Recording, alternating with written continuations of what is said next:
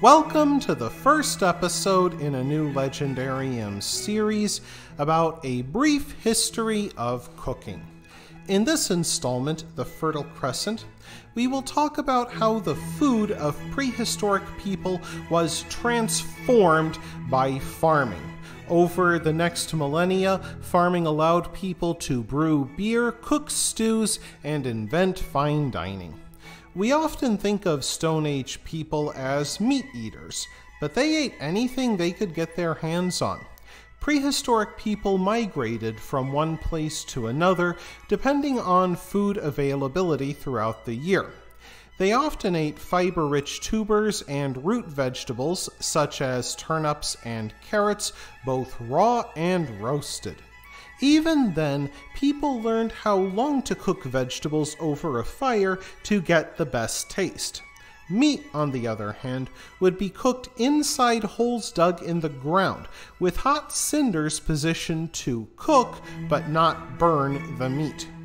Prehistoric cooks became creative, boiling and chopping seeds, roots, and cooked meat to make soups eaten from vessels made out of tree bark.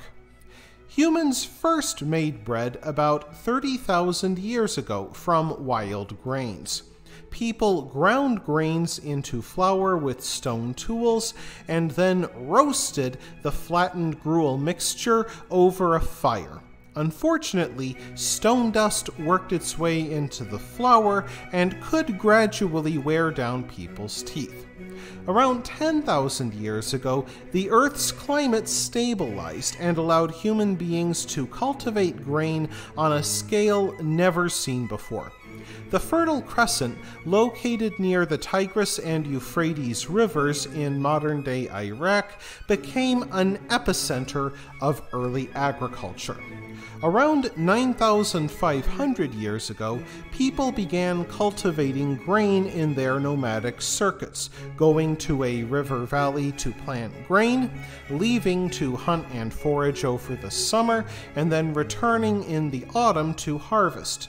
Human beings, like many animals, had allowed fruits to ferment to become mild intoxicants. Most likely, humans did the same with grain and thus brewed the first beer. This early beer had the consistency of modern-day porridge and would be sipped through a reed straw. Earth's first civilization, the Sumerians, even had a goddess of beer and brewing called Nansiki. By 8,000 years ago, humans began cooking the first stews, far richer and more colorful than soups. This can be seen as the beginning of a transformation of cooking from something done simply for nutritional purposes into a family and communal activity. Neolithic people often used water to cook stews, but they also cooked them in beer. They would simmer meats and vegetables in liquid over a fire. And the Old Testament makes many references to lentil and grain-based stews, such as when Jacob paid off Isaac's dowry, incurred by marrying Rebekah, with a pot of meat stew. And meat stew at the time would have been seen as an expensive delicacy. Not surprisingly, the first human civilization emerged in its richest agricultural region, the Fertile Crescent.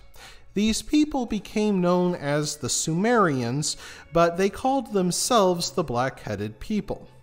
A split between rich and poor first emerged in Sumeria, as some farmers could keep animals that helped them plow more land. They sold surpluses and thus pulled far ahead of their neighbors who couldn't or wouldn't keep animals.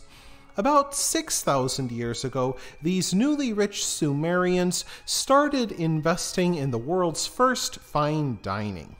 They focused on doing more with what they had, creating dishes like wild-fowl pie and quail on barley flatbread.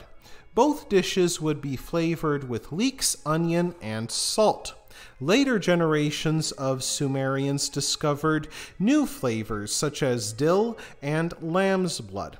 In time, even more exotic Ingredients made their way into Sumerian fine dining, leading to dishes like gazelle meat stewed in broth and garlic, and lamb served with juniper berries. I hope you enjoyed this installment of the Legendarium. If you did, press like. If you want to see more, press subscribe. And if you've got anything to say, let me know in the comments section. Thanks again for joining me, and I hope that you have a great rest of the day.